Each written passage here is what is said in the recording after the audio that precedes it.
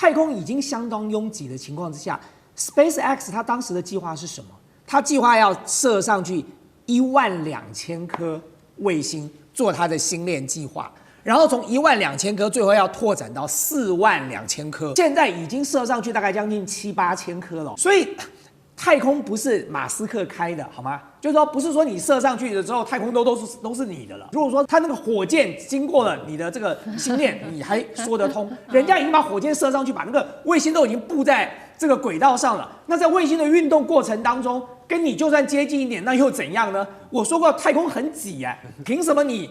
这个星链就可以摆在那里，先占地为王，人家就不能经过你旁边？在中美之间的科技战，这个太空方面，难道现在也是擦枪走火了吗？这次亲自点火的人是马斯克。我们来看到的是 SpaceX 旗下他的星链工程的副总裁，在这个此刻突然间出来指控中国大陆。在12月9号这天，他说呢，大陆啊，你发射了这种民用的卫星，而且你在发射之前没有跟我们的卫星做协调，所以导致呢，你们的民用卫星极为靠近美国方面的这个星链卫星系统，最近距离他形容甚至只有200公尺，他认为这个叫做死亡距离，随时可能变成碎片的一个死亡距离。那这一次 SpaceX 特别点名到的大陆的公司，其实就是这一间，我们要来看到的是中科宇航这间公司哦。那它是由利剑1号火箭呢，当时它一次是发射了大概有送上了9颗的卫星，其中特别关注到这1枚的卫星跟星链卫星当时是擦肩而过的，在560公里的轨道高度跟星链卫星擦肩而过。好，这是来自于美方对中国大陆的指控。当然了，大陆听到这样的指控之后，他也回呛了回去。对于美方，他说呢，你过去还不是一样，星链曾经多次的接近大陆的空间站，那么对我们的航天员的生命也构成了威胁。他还认为说，美国还是应该是你在碰瓷才对吧？针对这一起事件到底怎么回事，委员怎么看？对，很显然的，这个 SpaceX 哦，包含 Elon Musk， 他们在这件事情上是刻意的大做文章了哦。那么为什么我要这样讲呢？太空虽然很大，但是也没大到可以摆这么多东西在里头。现在我们的太空其实已经很拥挤了哦，就大家以为现在太空最多的是卫星吗？不是，太空现在最多的是太空垃圾、太空碎片，最多哦，数量远远超过卫星。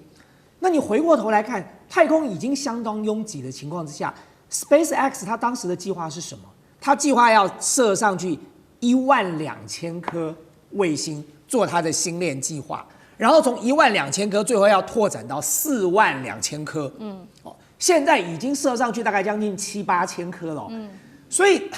太空不是马斯克开的，好吗？就是说，不是说你射上去了之后，太空都是你的了哦。那么别人要射上去的时候，在这么拥挤的情况之下，当然难免会发生这种状况。就像中国大陆说的，先前他那么靠近天宫太空站的时候，中国大陆也没有跳起来这个批判他，他没有必要在这件事情上大惊小怪。更何况中科宇航后来也有发表过说明，他说他们发射的时候，他们当然有看过这个空间是不是可以顺利的把它射上去哦，就是大概他们叫做有个窗口哦，就你射上去的一个窗口，那么你才能够让你的卫星射上去。那么这个 Elon Musk 或者是 SpaceX 现在抱怨的是这个卫星已经射上去了，所以其实根本就不干中科宇航的事情。如果说那个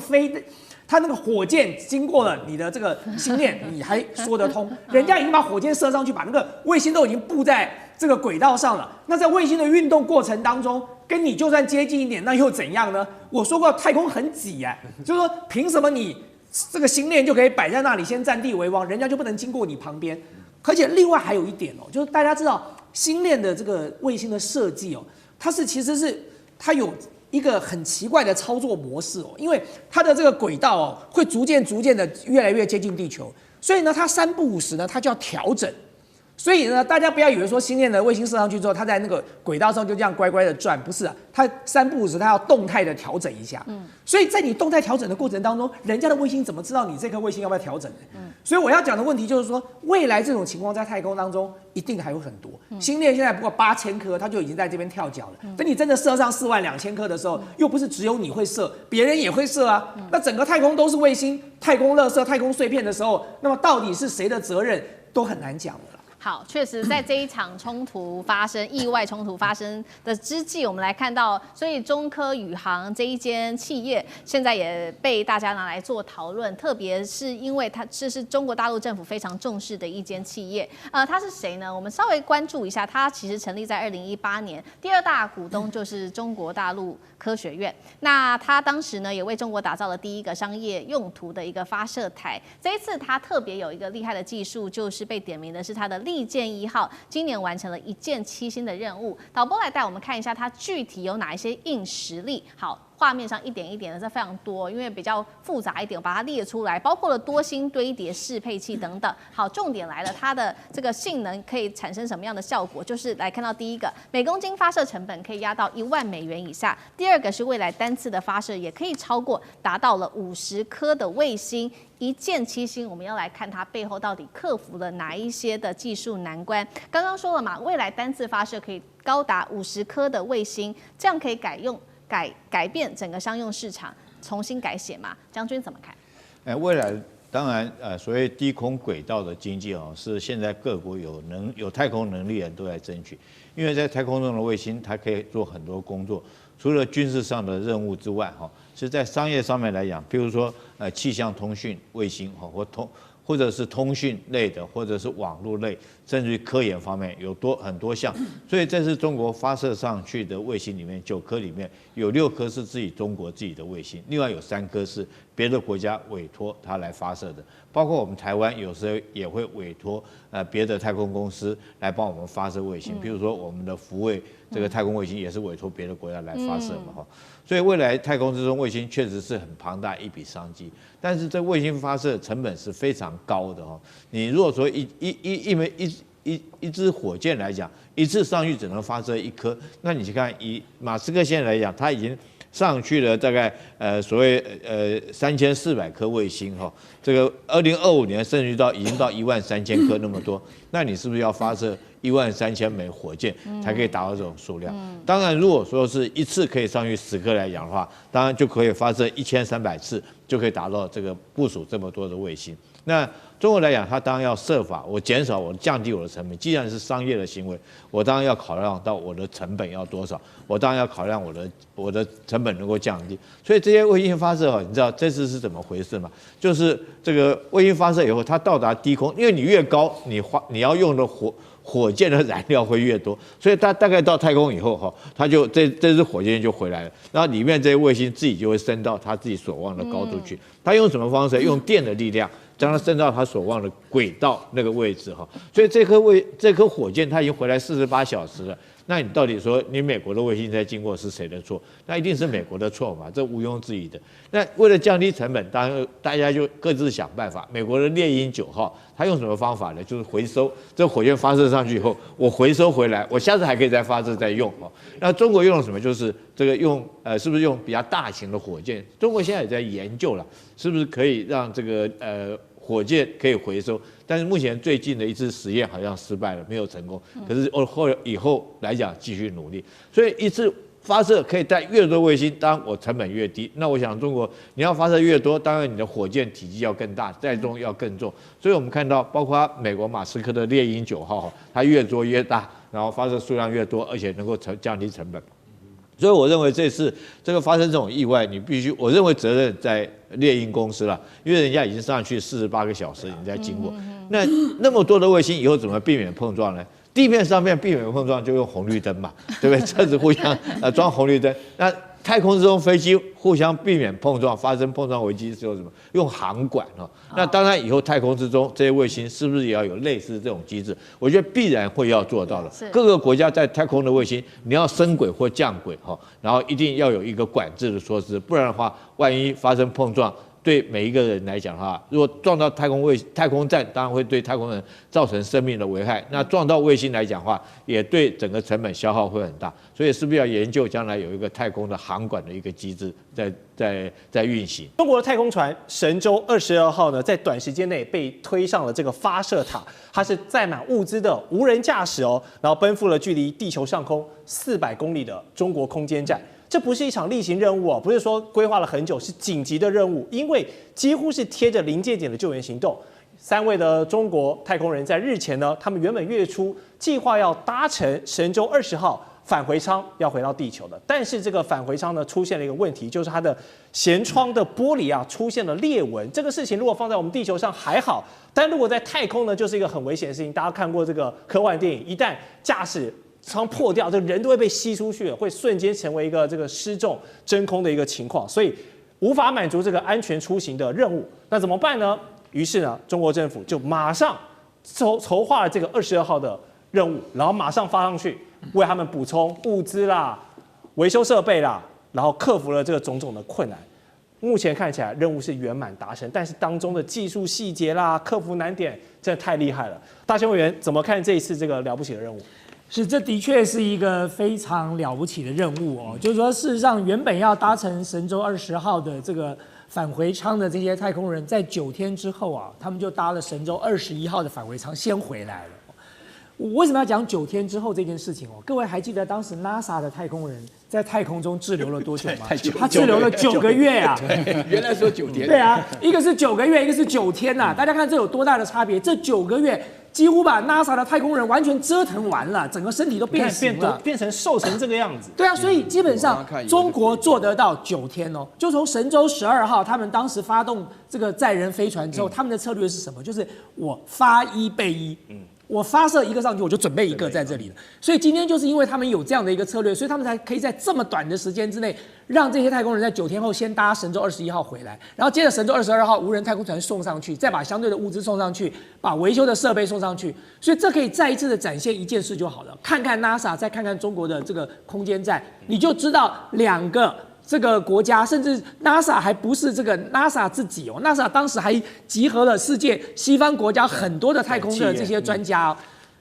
都没有办法拼得过中国。所以中国航天人3代的努力哦，在这一次的意外事件当中，再一次的得到了肯定跟证明了。好，这一次这个神舟22号呢，还有一个有趣的话题，就是它运送了很多的物资上去啊。那前段时间这些中国太空人在太空拍完的这些视频呢，回传到地球之后，大家都很惊喜啊，因为他们在太空呢用一个太空烤炉哦，烤了非常多美味的食品。我们看到有烤鸡翅、烤牛排，让大家好像隔着这个荧幕都可以感受到哇，这个香气喷喷而来。袁老师也常去中国大陆，对，孜然太好吃了，那个烧烤，对，人家喜欢那个味道啊。现在不只是科技的先进，包含饮食文化，还有这种软实力的，应该说硬科技、软实力包装。这一次的这个美食秀，让中国的航天加分了多少？我跟你讲哈，这个实在是遥遥领先的，因为大家都在跟着比较，现在没得比了。因为大家要了解一件事情啊，这个神舟22号啊，可以说是3舟一体了。我跟大家强调，因为你光是看到这个其实跟我们中秋节烤肉的价值差不多，就是感觉上都一样嘛，就是感觉上他们自己能够生活上非常好。这个其实是要长期住在太空啊，但是在高空400公里，这个技术到什么程度啊？因为大陆原来是有3种计划都变成3舟一体，因为首先的话呢，这个神舟的话呢，到神舟21号刚刚就因为神舟因为神舟20号那个窗的玻璃的话，因为碎片大，所以说就危险，所以做21号回来，到22号就要上去，这是神舟。神舟本来就是做这个事情啊，现在里面有太空人嘛，要回来。天舟是运送食品跟维修物品上去的，有天舟啊，天舟是10号啊，这个专门运送的啊，这个叫做天舟。天舟的话呢，这次送到多少？600公斤啊，送到400公里啊，你知道这个光是说句良心话，你送6公斤都不简单了。对，你不要说600公斤这个量的。另外还有一种梦舟啊，这个神舟22号梦舟是无人操作的上去的，这个梦舟1号借着这次3舟一体，就是把这3件事情啊，这个神舟22号里面带的就是天舟再加上梦舟，全部集合在一起，到了天上去以后，那这样子的情况下来讲的话呢，他们我觉得哈，就是2035年要登月啊，然后要搞登火星啊，要搞太空站啊。说实在话，我有点兴奋啊，因为我觉得大陆搞这种太空科技，因为大家知道那个沃尔夫法案呢，原来中国大陆的天空就是那个太空站哈，我们叫空间站，是完全被淘汰的。啊，就不让中国参加，不让中国参加呢，意思也就是说，知道你迟早会很厉害，就没想到来得这么快，不想带你玩了，不想带你玩，你说不用你带我也不会带你玩的。所以说那个大陆在那个月亮挖出来的土壤以后啊，各国都给，就是不给美国，啊，对不对？那这个当然是一种动作了。所以如果我是太空人，我一定要当中国大陆的太空人，我不要当美国。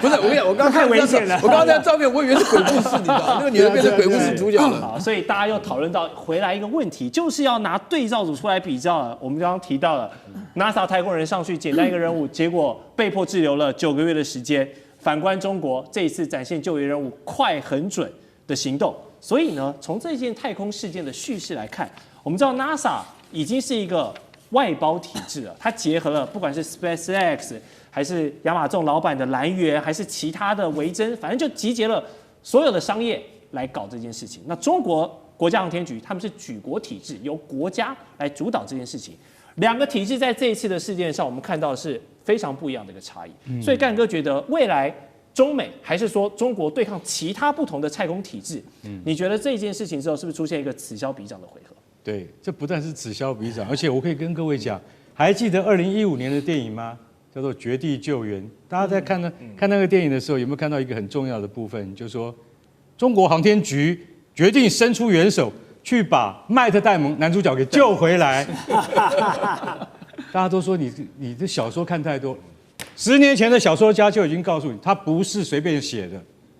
因为大导演雷利斯考特他在拍这部电影的时候。他曾经去问了很多专家，当时就讲到这一段说，万一美国太空人在去火星的途中，马斯克，你听清楚啊，你不是要登陆火星吗？一定要跟中国弄好的。其实老实讲一句，有很多观念都是从中国这边带去的。那时候他们就那个电影的桥段就是说很简单，因为要去救麦特戴蒙的那个战神4号，发生了爆炸啊，等于没有船可以用了，所以中国航天局决定派出太阳神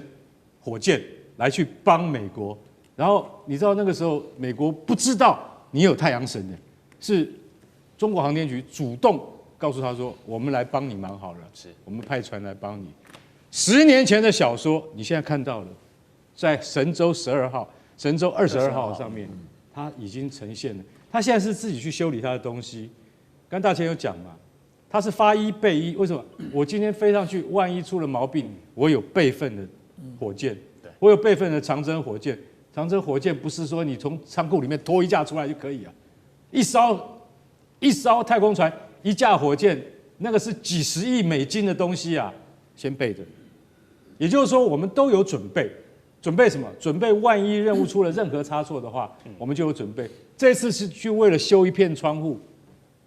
你认为说修一片窗户，你知道在太空里面是零重力吗？它是完全就是等于是没有空气的状态，这一个东西要怎么修？那你就想着说，其实中国航天局的专家们他都想好了，你要带什么材料上去，你要怎么修，你要教这些太空人怎么做，怎么操作，就有点像你看电影《阿波罗13》，那个完全没有东西，你要伸出东西来把它修好。现在神舟那个20号所遇到的问题就是一样，那片窗户被什么？被太空垃圾给击中了，金属好像产生的皲裂，在这种情况之下，它有可能会扩大啊，也不一定，完全是靠天吃饭。所以这是其实你看一个小小的事情，但是是大手术，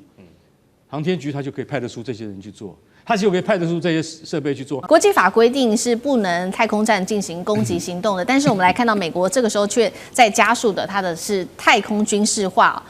美国媒体自己揭露的，他说呢，美军的太空司令部即将部署2款全新的太空武器，包括了这2款叫做第一个牧场，第二个叫做远端模组终端机，目的就是要中断，然后干扰包括来自于中俄的卫星通讯，要瘫痪它的整个太空网路。连美军高层都自己承认说，确实有这件事情。那么包括了他还在说呢，指控中国自己也在演练所谓的太空空战，而美国还说，中国说的这一款太空垃圾捕捉器的民用设备，其实根本就是轨道的杀手，可以进行无声的接近，推动目标改变轨道。委员怎么看？其实现在都刚开始而已啦，哈。美国所谓部署的牧场，其实那个翻译应该翻译作草地 （Meadowlands）。它的概念是什么啦？就是我弄出一个场域，一个等于是一种电子作战，然后可以干扰在这里面我所要干扰的卫星或者太空武器。它的所以名字叫 Meadowlands 草地应该叫做 range 啊，就翻译不一样哈。牧场应该叫 range， 在吃草地，翻草地比较正确啊。那第二个呢，它所远端控制啊，那当然我们了解到现在的不管网络啊、通信技术都进步，要从地球上去控制太空中的一个 terminal 一个任何一个仪器。那这个仪器其实说上就是一个人造卫星，这人造卫星完全贴地面上，因为有时候人造卫星打上去的话，就是控制通讯大部分都还依赖它机器自己在运作。可是要从地球上随时指挥它去攻击某一个地点变成武器化，难度还是蛮高的。那现在美国人所想的精穷是什么设计呢？就是比如俄罗斯发了一个弹道导弹的时候，只要飞出了大气层，进入太空状态的时候，然后它就可以先侦查，知道它的轨道。第二个锁定你以后，就用这个所谓好听一点叫远端控制什么器，其实这是杀手卫星了。跑去怎么很快速的去撞它？是，因为太空没有空气，所以那个速度可以很快来攻击它，或者跑到那附近里面去爆炸。反正美国人这个想象很多了那这些东西有没有用？你说不能说它完全没用也不对，可是有多好用那这是一个问题。精准到什么程度？像他们军队的研究就说，我精准武器要精准到什么程度？我要投弹的时候要投几颗才会打到，对不对？我这个导弹的话要在圆周公差要几米内3米呢、5米呢，还是30公里，那就别提了所以讲的精确度现在都还不知道没有人看过，都是还在实验室阶段里面了。那对中国会很难吗？可能不是很难。现在问题来，因为中国是高超音速导弹最发达的国家这个俄罗斯有，但是还是跟中国有点距离。中国种类多嘛，速度快嘛，那这个进入这个太空的时候，那种成坡体，你要卫星拦它，那个难度会非常非常的高。是，所以我是觉得双方面的竞赛刚开始所以说捕捉太空垃圾跟这些东西不太一样。捕捉太空垃圾，当然技术档次很高，练久了以后。它就会变成攻击武器，可以回收你卫星。你少说了，根本就是要拦截对方的导弹用的。你拦截那个太空垃圾的技术发展到拦截对方的导弹，那就不太一样了对，重点其实目标大家都想要用太空的卫星去拦截对方的导弹真的是终极目标。那个高超音速导弹的速度可是比太空垃圾快很多了，快很多。不过这是目标。那这个整个中美在这方面技术竞赛刚开始而已中美的太空竞赛是胜负已定吗？现在我们来看到的是大陆现在有了天宫，还有这个 AI 悟空，还披上了这个防弹衣。中国太空人大啖牛排怎么一回事？等一下我们都会一起的来做关心。好，这一场看不到烟消的战场就是太空竞赛。好，赶快来看到的是最新消息，刚完成创举的是神舟2020号，疑似呢却遭到了太空碎片的撞击，因此呢推迟返回也凸显了太空垃圾的问题，现在确实已经越来越严重了。但是呢，大陆早就已经料到这一天了，所以我们可以看到，它在9月底的时候就把它的太空站做了一个全面的升级。怎么做呢？包括加装了这个全新的太空碎片的防护装置，堪称为天宫。披上了太空的防弹衣，并且加入了大陆自己研发的这个 AI 模型悟空，来帮助他们的太空人可以提升任务的效率跟它的安全度。那么节目一开始要请教赖老师怎么看了这个大陆的新技术，能够做到太空防御跟反制的双重能力吗？已经能够有能力来应对中美之间的太空战吗？赖老师怎么看？太空战基本上你没有办法有效的防护也就是说。即使川普所谓的这个精穷计划也只能是保护地面上的地球的这个美国的安全，但是事实上大家也都知道，它不能有效的防护，即使它建立4层的防护它基本上也是无效的因为还是可以突穿。俄罗斯普丁现在就告诉你说，我可以用海燕，我可以用波塞冬，就是海神的这个核动力的。核导弹我可以制造海啸把你吞灭，所以你制造的啊，那个金球是毫无用处。在太空更是没有办法，太空基本上你没办法有效的防护，所以太空战基本上就是相互摧毁对方。例如说我打你的卫星，你打我的卫星，啊，这个只能够这样做。啊，所以一般来讲，太空战绝对是攻击性的，不是防御性的。美国人跟日本说我们建立太空军主要是为了防御，那是胡说，那是欺骗，因为你没有办法保护你的卫星的安全，你只能够去摧毁对方卫星的安全的存在而已。可是按照国际太空法的规定啊，太空站你不能去攻击的。啊，目前来讲，这个太空人是地球的资产。太空人如果他从太空降落到地球的时候，在任何一个地方，所有的任何人只要发现太空人降落，都必须要去协助他们、救护他们，这是规定啊，因为它是国际资产，它不是属于个人。我想这个部分你们要先确定。所以基本上来讲，太空站是不能被攻击的。如果美国假设去攻击中国，假设是剩下唯一的人类间最后的唯一的太空站的话，美国也不可以攻击。一旦攻击的话，那一定是两国的核大战的开始。对啊，这个是很重要的。那现在的最大的一个困扰是在哪里？是太空垃圾的问题。太空垃圾过去日本曾经有想过用垃圾网来去捕捞，也就是说在卫星里面发出那个垃圾网，去把垃圾捕捞回收。然后再送回地球的时候，让它在大气层被燃烧完成这是一种方式。因为太空垃圾已经对于很多卫星构成了很多的威胁，也就是说，例如说很多卫星它的动能是靠的太阳能板，而卫星本身被这个太空垃圾炸到的话，撞击到的话，它很有可能会失能。还有很多的卫星，它会，例如说有些国家的卫星做的品质比较差，它在太空一段时间以后，它会自己解体。就制造成为太空垃圾，有的是它的动力失去了，它往下坠落的过程中，它就慢慢的就解体了所以有各种各样的太空垃圾。那现在人类间还没有办法定出一个有关于太空垃圾的管制办法跟回收办法。有的中国大陆前段时间也曾经尝试用机器手背去夹垃圾，因为也就是说在太空漂浮的垃圾中，我是不是用机器手背把你夹起来，然后把你回收送回地球，然后在大气层的过程中都把它燃烧掉。目前来看的话，这个大陆对于太空的研究跟了解确实进步的速度非常快，这也就是让美国压力很大的原因。好，太空垃圾的问题还在寻求这个解决的方案当中。我们要另外一方面持续看到这个是比较有趣的一个反差是中国的神舟21号太空人，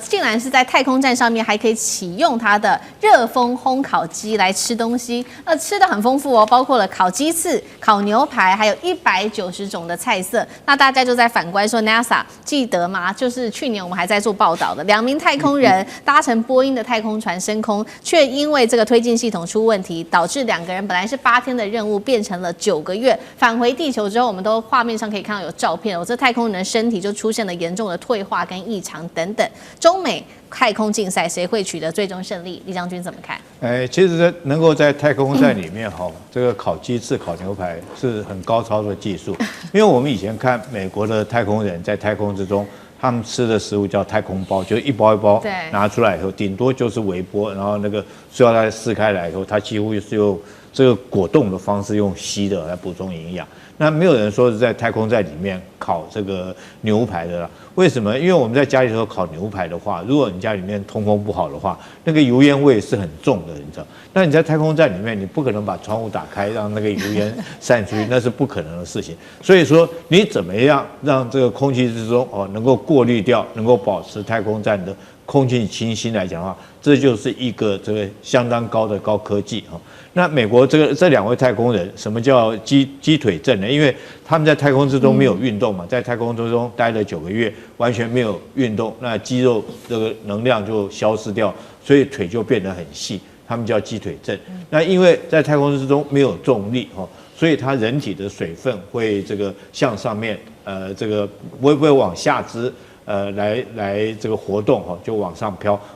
来我讲的话。那水分就变少，那整个腿就变细细白白的，他们称之为这个婴儿症那但是中国太空船上面，这个太空站上面他们有运动器材，每天要固定去那个运动器材那边做健身运动。那倒不见得是要目的不见得是要练肌肉，而是让他们能够保持正常的体能状态。那这样的话，如果返回地球之后，它经过很短的时间复健，才可以恢复在地球上面有重力状况之下正常的生活。那刚刚讲到这个太空的未来作战来讲的话，你要知道。我们战略学者有所谓的海权论，有所谓陆权论，你知道还有空权论。空权论是意大利的战略学者叫杜黑，他所提的叫空权论。他认为说是未来谁能够掌握这个空中他那个时代还没有到太空，他认为谁能够掌握空中，谁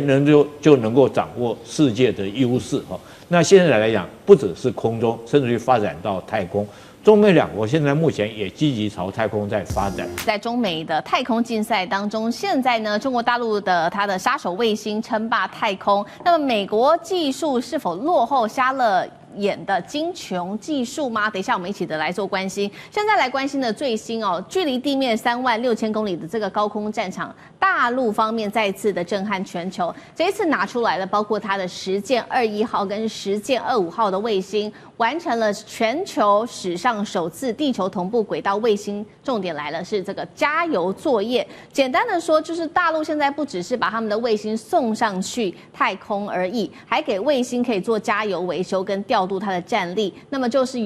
几乎是拥有机动作战者这个卫星舰队的意思，而且可以长期的驻守在这种高轨道，扩大它的寿命，随时的临机部署。反观美国，则是要等到明年的夏天才会预计有第一次的卫星加油测试，落后大陆现在时间大概是1年左右，这让美国的太空军司令现在非常的着急因为他们有一个计划叫做同步卫星太空状态感知计划，其实也是同样的非常需要太空加油的。那这个技术的门槛到底在哪里？为什么让美军这么的忌惮，还把它称作卫星杀手呢？华干哥怎么看？好 ，OK， 我们现在看中国杀手卫星将要称霸太空是真的吗？我告诉各位，最近中国实践21号跟实践25号在3.6万公里的高空进行了对接。你在想说，那跟太空站对接有什么不一样？完全不一样，完全不一样。因为这2艘都是太空船，会动的。他们在这么高的高空中对接，进行了什么任务？进行了加油任务。我告诉你，这个计划美国在1年前就要做了，到现在做不成，我们现在做到了。你要知道，代表2个在动的太空体，你可以在这么高的高轨道上面3.6万公里的高空上面能够对接，能够加油，就能够补给，这样了解吗？还有，它能做什么？它能够抓。它只要伸出机械臂，它可以进行什么捕捉的工作，那就可以达到军事上的目的，叫反卫星。其实当初研究的实践21号跟实践25号，它的目的是要清理什么？要清理太空中的垃圾，对，因为垃圾实在太多了大概我们可以简单就讲一下，就是说，如果是这个1公分以上的这个垃圾的话，太空大概有10万件。1公分以下的垃圾有几百万件，在这种情况之下，其实像这样子的研究是希望能够把它清干净，或者是因为我举个例子，北斗2号 G2 卫星已经退役20年了，那这次呢，实践21号他们的研究目的就希望把它推高到坟墓轨道上。什么叫坟墓轨道？也就是说，我们天空中现在至少有12000个卫星。但是它们都是近地卫星，那你一定要往上面推，因为这些卫星绝对不会通过坟墓轨道。为什么？因为轨道不一样，所以它绝对不会碰到。那你要是太低，那它一这样运行，总有一天它弹出了轨道之后，它就会碰上正在服役的轨道。有时候你台北突然这个天上就突然都黑了，为什么？因为灯都灭了，因为卫星通通都无效了，就是因为被这些太空垃圾给撞上。所以这个计划，我坦白讲一句，它具有非常大的军事用途。美国现在就是很急着跳脚，美国太空军的司令就说：“快点，人家都已经加油都加好了，人家都已经做到这个地步，接下来是做什么？接下来就是可以当成武器级的东西来使用。那跟当年的星战计划相比，它实际的多，而且有用的多，而且中国有的是财力可以支撑像这样子的计划。马上实践25号之后，会有26号跟27号。”这个是美国太空军，所以拜托川普，你跟马斯克两个人不要再吵架了。你还叫他把飞龙太空船退役。飞龙太空船如果退役的话，我们是连船都没有得用。我觉得现在就是说，大陆现在在这方面已经让美国坐立难安了。其实接下来的发展，可能到2030年之前，如果进行了第一次中国太空人登月的话，美国真的会把脸都给吓白了。好，同样的问题，那大使又怎么看？其实我觉得未来的这个作战啊，这个决胜点是在太空。那因为太空事实上它也可以武器化，从太空打地面上也可以。那当然这是联合国这个太空和平使用公约它所禁止的。那可是美国率先在做啊，美国正式成立太空军，对，这是完全违反国际公法的。你说太空军事化，大家都不玩军事化。中国大陆现在所有的，比如说你今天是这个实践21、25、22、26、7，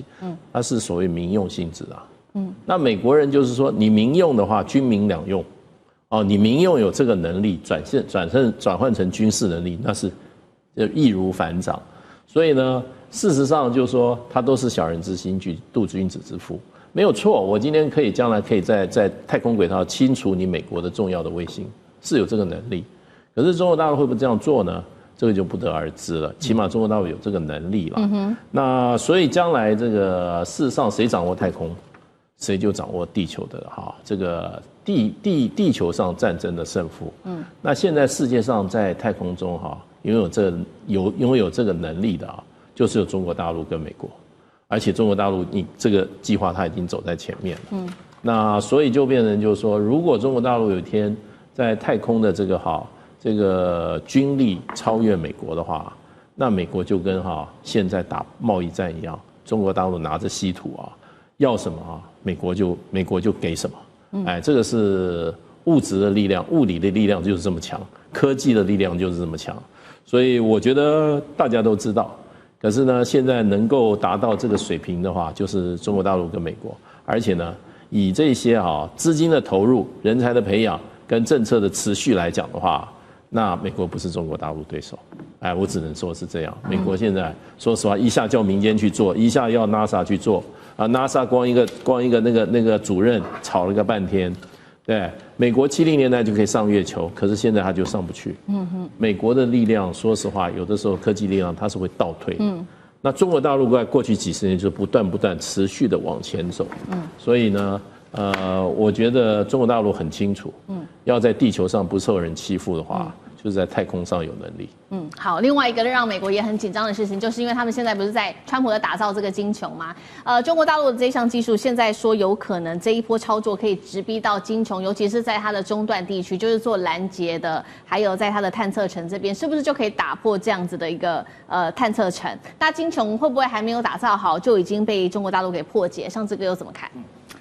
所谓这个金球系统现在虽然有些绘声绘影的描述，可是你说究竟是来自于谁或哪一个团队的脑子，已经具体描述了所有的可能，其实没有。所以它基本上还是从过去曾经讨论过的，包括美国自己本身的所谓的这种太空防御能力的这种包括，特别是对于导弹的防御能力的部分，大家从原本好像讨论过的，而且美国国防部有兴趣在当时探索过的计划里头，在里头大家试着找出一些蛛丝马迹。所以我们首先看金球计划是这样子，我在看任何事情都先看时间跟钱啦。首先，时间是2029年开始，然后就是说做出来，目标2029年做出来，然后2035年之前能够完全就是 fully equipped， 就所谓都该装备都装备好。所以看起来它不可能是一个从零开始全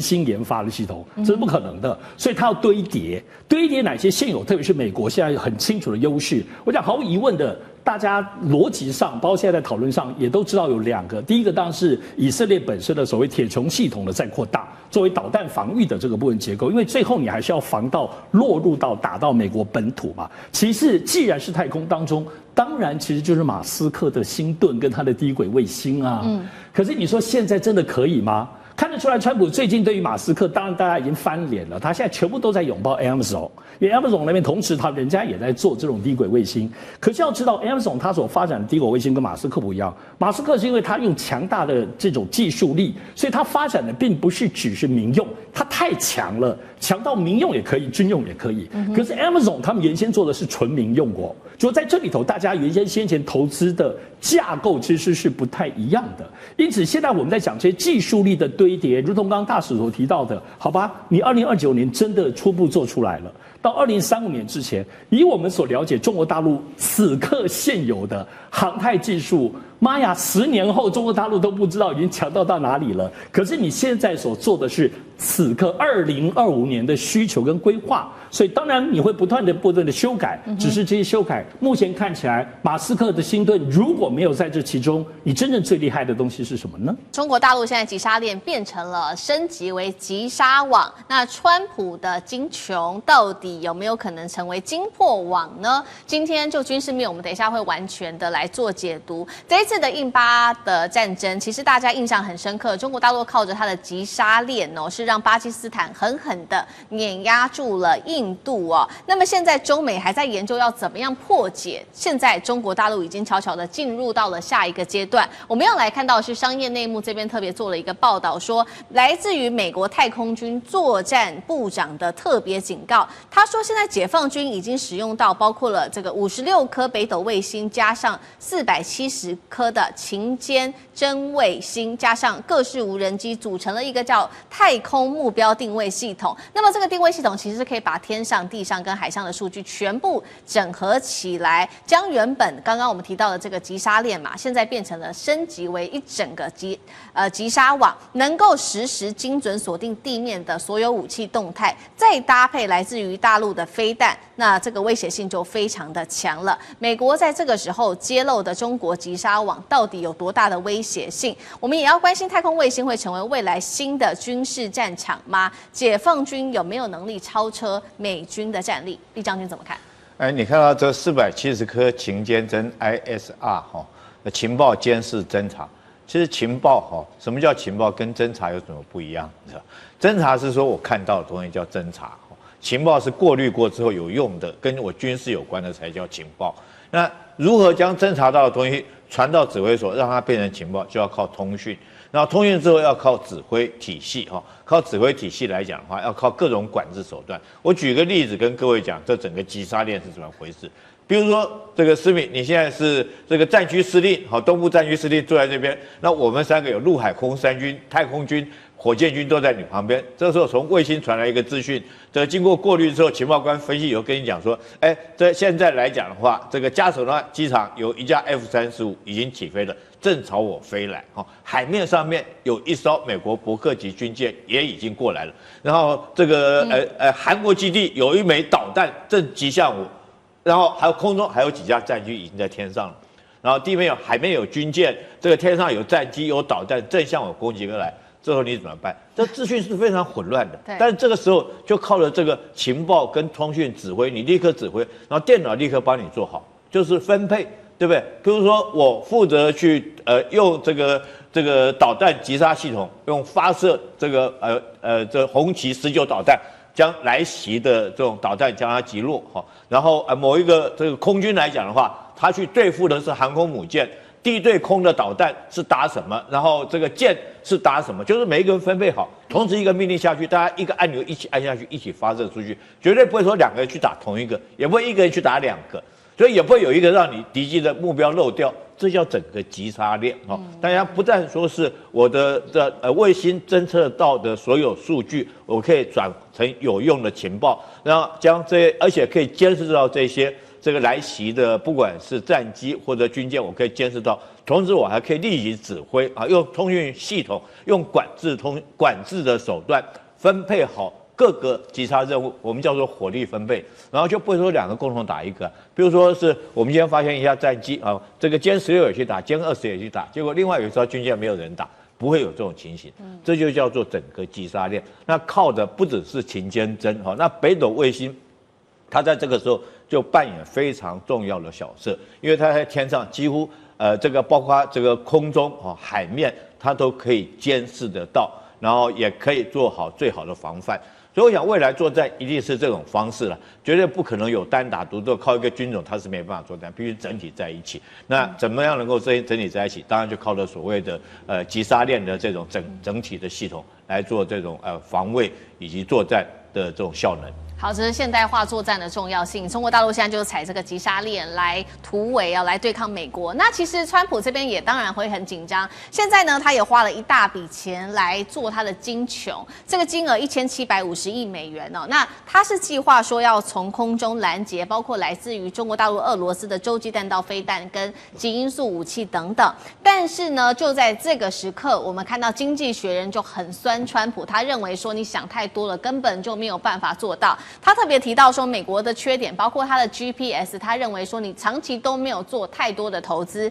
北斗早就已经遥遥领先了，并且经济学人这边提出了具体数字，他说北斗目前有56颗卫星，美国却只有它的一半，北斗有120个地面站。但是美国的 GPS 只有11个地面站。他说呢，就算你美国现在赶快的部署数千颗的低轨卫星，都恐怕已经来不及去强化你的金穹系统了。更麻烦的是，现在中国大陆的媒体也爆料说，大陆现在又有另外一个新的黑科技，就是它研发出能够在很高很高的一个温度下面大幅降低热辐射的一个材料。也就是说，在飞弹发射的时候，它会隐形，让金穹没有办法找到，美国的卫星也看不到，也就没有办法去做攻击了。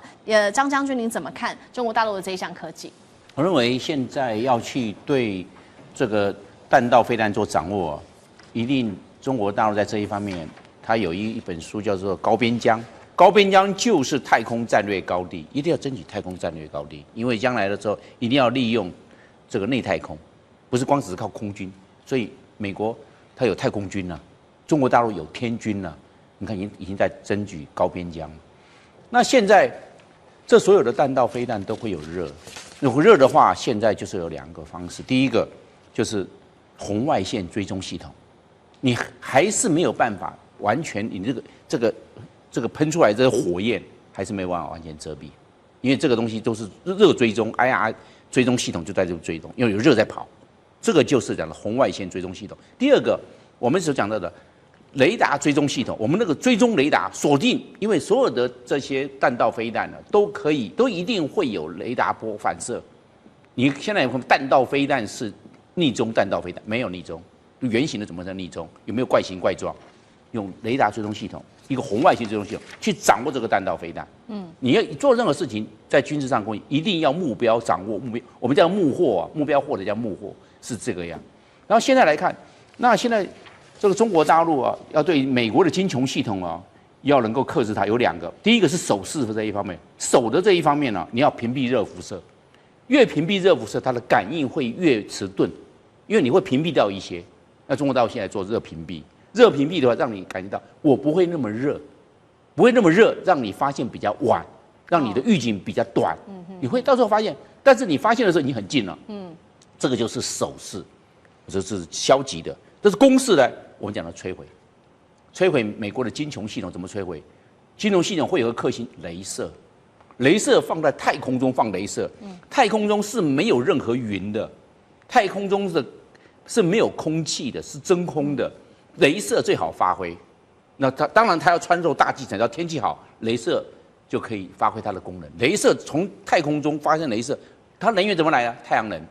太阳能聚焦聚能出来之后，雷射的电力就直接在太空中摧毁这些金穹系统，这是高边疆，以太空来辅助来攻击地面上的目标，那是重要、高价值、高科技、高端的这些装备，就是金穹，就一定要有高边疆，要从太空来克制，而且要用雷射来追关。至于用其他的轨道炮或弹道飞弹去对金穹，金穹有舰2、舰3跟舰6再加上。我们讲的萨德系统在做搭配它也是非常昂贵的。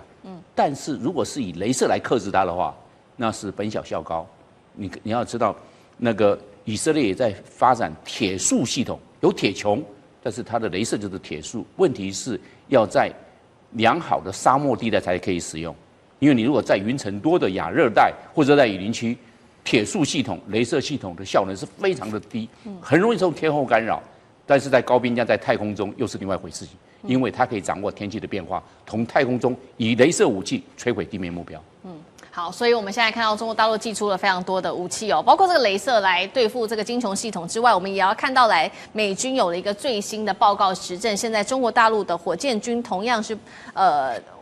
不得了了吗？我们来看到，包括他这边有提到了一些从短程弹道飞弹到它的陆基啊、中程的弹道飞弹，甚至中长程到洲际弹道飞弹，从第一岛链开始做覆盖，到最后整个核弹头全球都可以做打击，它的数量已经达到了数百枚到上千枚之间，数量、射程、战力都不可小觑。美国真的要紧张了吗？杨老师又怎么看？美国的弹道防御系统我们从近到这个远的范围化，有爱国者3型，有萨德，有神盾系统，然后呢还有本土飞弹防御系统，但这些美国现在了解不足以应付中国大陆解放军火箭军的各式的弹道飞弹，所以呢，川普才承诺说要花1750亿美元要做这个精穹系统。那精穹系统其实就是几千颗低轨卫星，就像是个千里眼一样。然后呢，第一时间去发现到发射的这个弹道飞弹，让你就算是超高音速飞弹，让你在进入大气层之前，它就也许有机会把你拦截下来，这当然是非常难的这个就是技术了。那可是呢，它如果是全球的几千颗的这种低轨卫星都能够做得到的话，那可是经济学人自己就讲啊，等你做得到，那中国大陆解放军的火箭军又到下一个阶段了。那下一个阶段什么意思呢？就你刚刚提到的，它的飞弹可以去做这个热辐射、降低温的这些涂料，让你侦测不到。所以你就算几千颗这个卫星在空中，可是呢，你侦测不到。等它进入大气层往下来的时候，已经拦截太慢，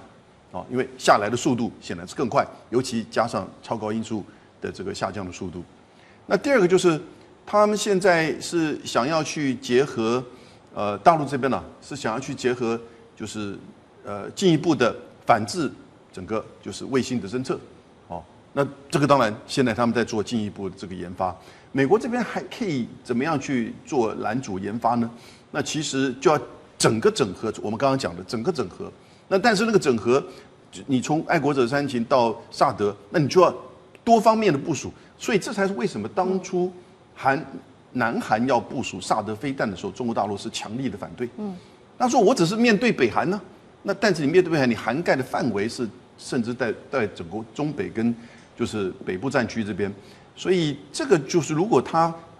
涵盖的范围更广。美国太空人的回家之路真的好难，原本说好8天的行程，现在一路拉到9个月，人还回不来，到底怎么回事？我们来看到这一回呢，他们原定是要搭乘 SpaceX 的火箭回来的，但是就在发射前45分钟，这个 SpaceX 的工程师发现，他说这个液压系统出现了问题，所以紧急取消了发射。现在说最快在美东时间的14号晚上7点03分还要再次尝试。但是您记得先前吗？曝光在这个大家镜头前的画面，就是当时呢女太空人太瘦了，她已经消瘦成皮包骨，大家很担心说他们在这个太空上的营养状况。那现在甚至他们还透露说，可能在太空的时间太久了，失重太久了，所以现在甚至连走路的感觉他们都已经忘记了。那现在大家也在关心说，这样反反复复的延误，其实影响到不止太空人的安全，你美国的专业航太度也受到质疑，所以要请宽哥来帮我们回答了。因为美国它曾经过去是全球太空领域的领头羊，是，但是如今它连要接这个自己的太空人回来都是有难度，那接下来还会成功吗？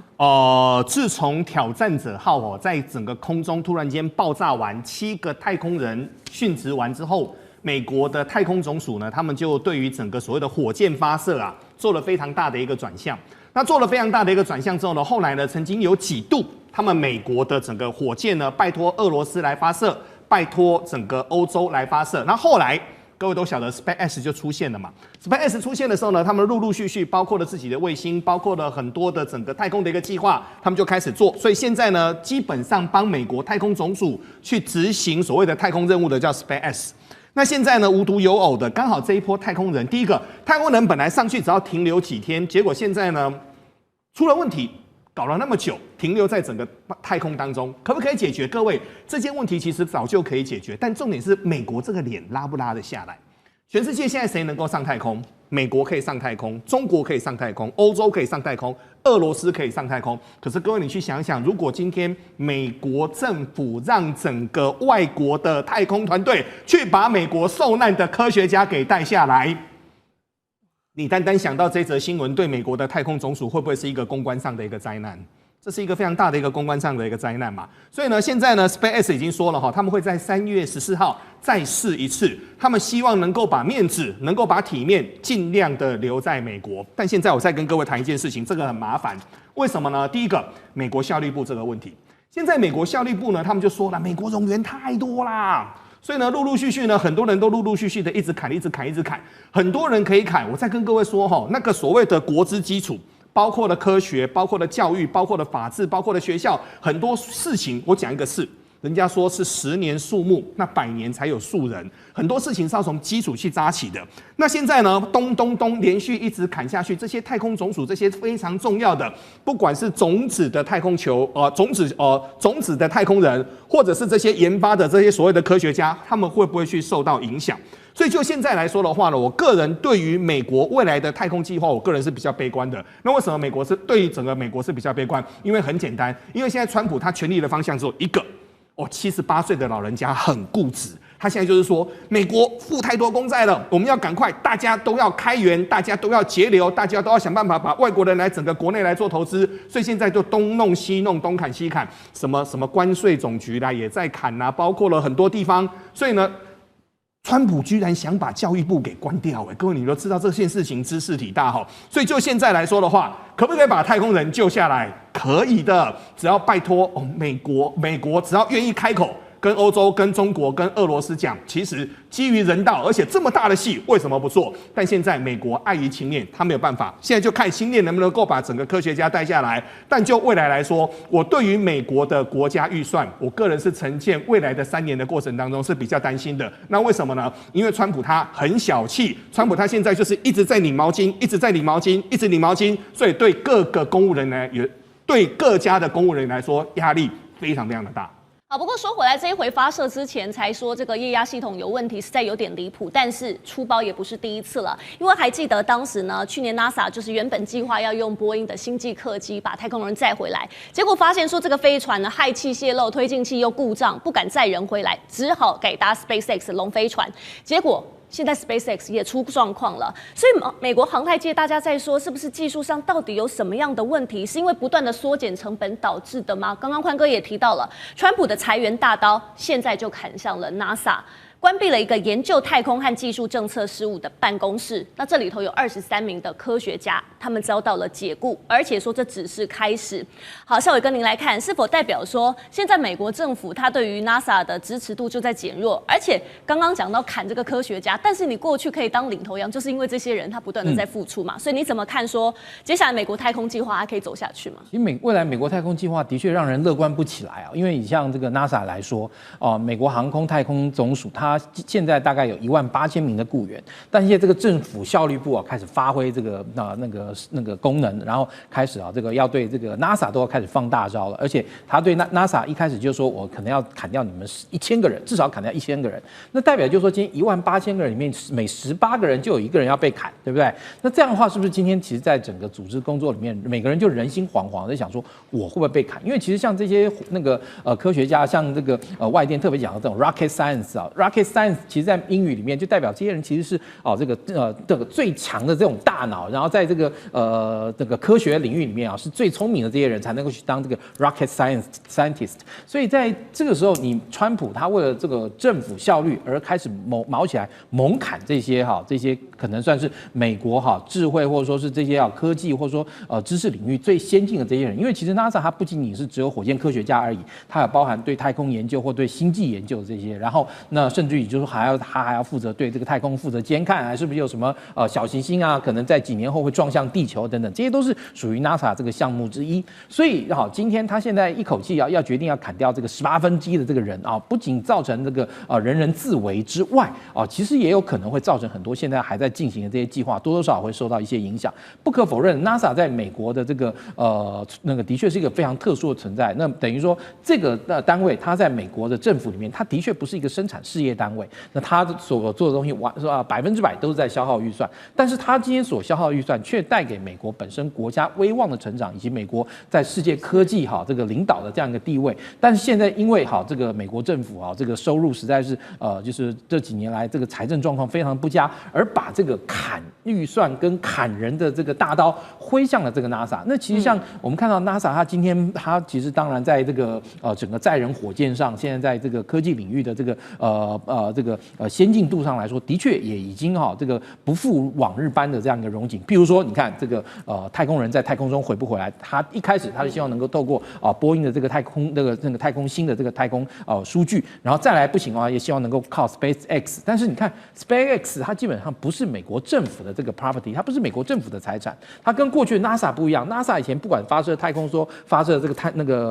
探测月球的这个登月火箭等等，这一切都是政府的这个财产。那政府的这个财产，然后政府来运用。但是现在你看，像比如说 SpaceX， 你今天你用一次，你就要付马斯克多少这种钱，这是要一趟单趟来算。所以这个时候你可以看到，美国其实不管是在火箭科技等等，好像感觉都不复以往能够在世界居于一个领导地位。这个的确其实是美国来说我觉得是在它未来这个科技术的成长以及是否能够维持科技在全球领域的这样一个领先，会是一个很大的这样一个变数。好，确实眼前的状况，美国现在在削减预算，裁掉了科学家，然后太空人回不了家。那大家关心说，另外一个霸主中国这边呢？现在中国不但在发展自己的太空科技，而且它影响力扩及到全球。我们来看到中国明年准备要发射嫦娥7号，它就是要搭载 AI 智能机械人，目的说是要探寻月球南极的冰水资源。而且别忘了，去年呢，嫦娥6号当时候的创举呢，当时它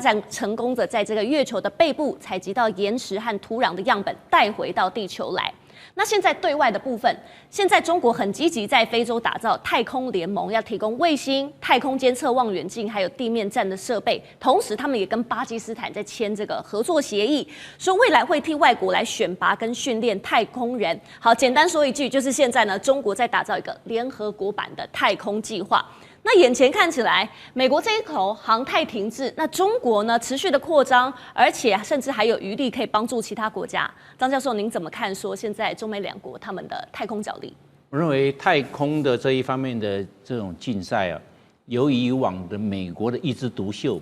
走向中国大陆跟美国的分庭抗礼阶段。因为太空的发展，美国没有掌握它的持续性。有2个，第一个在雷根总统当总统的时候有星战计划，星战计划后来这个胎死腹中，并没有推动。如果那时候推动的话，有持续性就不一样。第二个，太空梭，现在美国没有太空梭了，美国经过挑战者号失事，还有哥伦比亚号失事，太空梭停摆，换叫这个对它的太空发展是一个重大的打击。那这样的话，中国大陆已经慢慢崛起了，在太空科技上面，美国有 GPS， 中国大陆有北斗；美国有星链，中国大陆有千帆计划，都已经起来了。所以中国大陆在这个论文的这个发表上面，论文的发表跟引用数都超过美国。那你看看这个就是科技潜力啊！而且有3个关键，第一个我们知道现在都是3D 列印，那的太空发展以后到太空去3D 列印就可以了。第二个合成。